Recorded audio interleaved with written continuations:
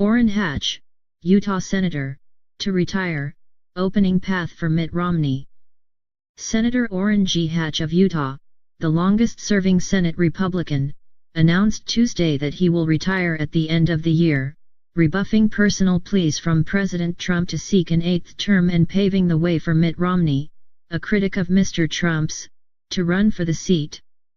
Mr. Hatch's decision marks another political setback for Mr. Trump, who already lost an Alabama Senate seat after each of his preferred candidates were rejected, faces an exodus of Republicans from both chambers of Congress and has been warned of a political typhoon in November. Mr. Romney's potential ascent is particularly alarming to the White House because the former presidential standard-bearer has an extensive political network and could use the Senate seat as a platform to again seek the nomination. Even if he were not to run again for president, a Senator Romney could prove a pivotal swing vote, impervious to the entreaties of a president he has scorned and with the ability of rallying other Trump skeptics in the chamber. When there are things he agrees with him on, he'll be a big supporter, Spencer Zwick, Mr. Romney's longtime fundraiser, said of Mr. Romney and Mr. Trump. And when there are things he disagrees with, he'll voice that. Mr. Hatch, 83, made his decision public on Tuesday afternoon via a video announcement. When the president visited Utah last month, he said, "I was a fighter. I've always been a fighter. I was an amateur boxer in my youth, and I've brought that fighting spirit with me to Washington," he said. "But every good fighter knows when to hang up the gloves. And for me, that time is soon approaching." Mr. Hatch was under heavy pressure from Mr. Trump to seek re-election and block Mr. Romney. Last month, Mr. Trump flew with Mr. Hatch, who has emerged as one of the president's most avid loyalists in the Senate, on Air Force One to Utah for a day of events that was aimed entirely at lobbying the senator to run again.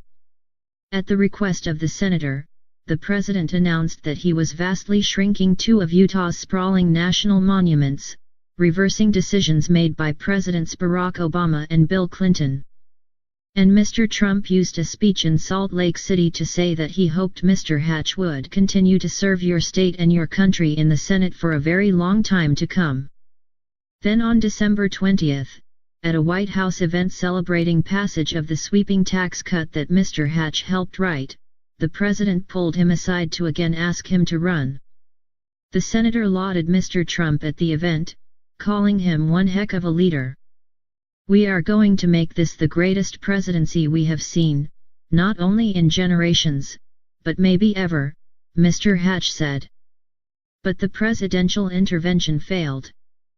Mr. Hatch decided to retire after discussing the matter with his family over the holidays. That clears the way for the political resurrection of Mr. Romney, the former Massachusetts governor and 2012 Republican presidential nominee who is now a Utah resident and is popular in the Mormon-heavy state, where he ran the 2002 Winter Olympics. Mr. Romney has told associates he would likely run if Mr. Hatch retires. "He'd be a very difficult candidate to beat in Utah," said Michael O'Levitt, a former Republican governor of Utah.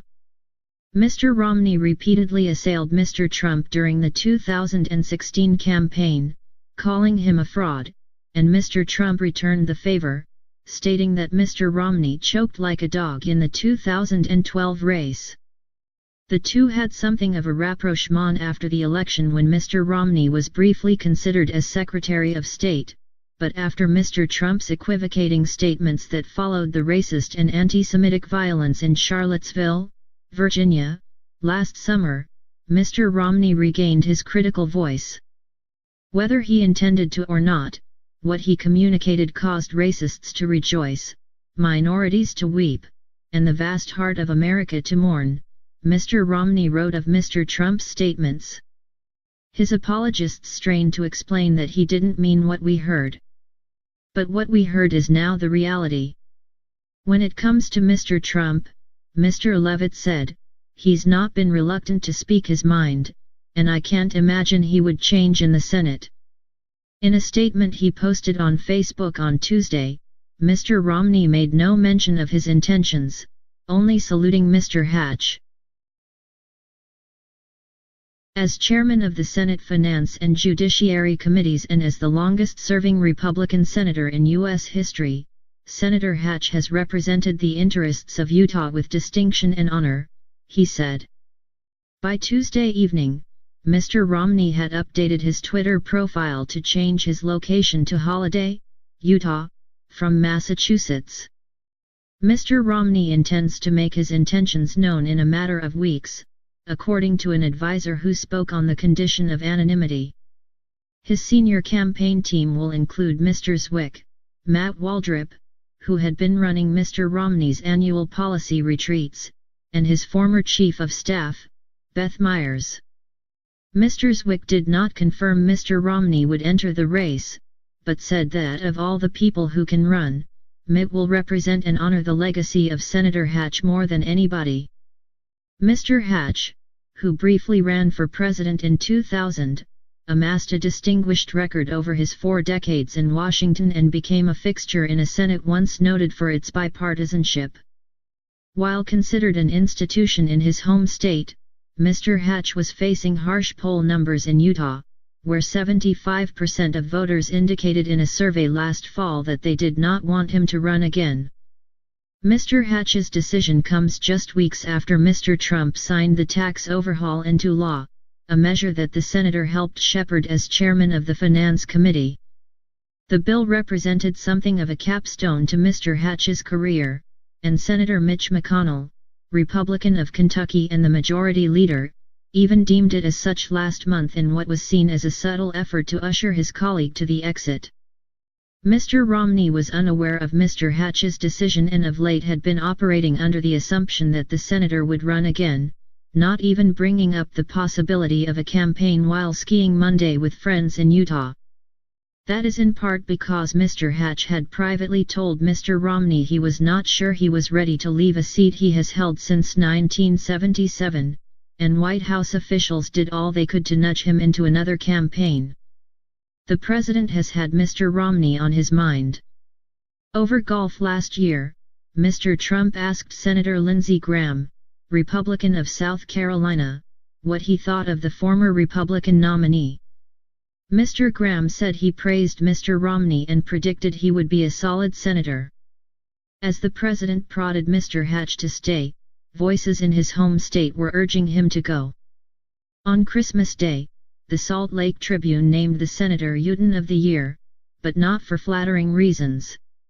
It would be good for Utah if Hatch, having finally caught the great white whale of tax reform, were to call it a career. If he doesn't, the voters should end it for him, the editorial concluded. In announcing his retirement, Mr. Hatch joined an exodus of Republican heavyweights heading for the exits in what promises to be a difficult election season. Also on Tuesday, Representative Bill Schuster of Pennsylvania, the chairman of the House Transportation Committee, disclosed that he planned to retire at the year's end. Mr. Schuster, 56, was facing a possible primary election challenge from the right and said his decision would allow him to focus exclusively on trying to steer major infrastructure legislation, a long-sought bipartisan priority, into law. Other retiring House chairmen include Virginia's Robert W. Goodlatte, chairman of the Judiciary Committee, Texas Jeb Hensarling of the Financial Services Committee, and Texas Lamar Smith of the Committee on Science, Space, and Technology. In all, 29 House Republicans have resigned, announced they will retire or run for another office, compared to 16 Democrats. Mr. Hatch joined Senators Bob Corker of Tennessee and Jeff Flake of Arizona, both Republicans, in announcing an end to his Senate career. Mr. Hatch defeated a Democrat 42 years ago this November, arguing that the incumbent had stayed in Washington too long, and became one of the country's most prominent senators for a generation. While he usually voted a conservative line, he also developed close relationships with his Democratic colleagues, most famously with Senator Edward M. Kennedy of Massachusetts. In the 1990s, the two collaborated on what became a landmark healthcare plan, the state children's health insurance program, and Mr. Hatch even wrote a love song for Mr. Kennedy and his wife, Victoria, called Souls Along the Way. Orrin's long list of accomplishments means he will depart as one of the most productive members ever to serve in this body, Mr. McConnell said in a statement.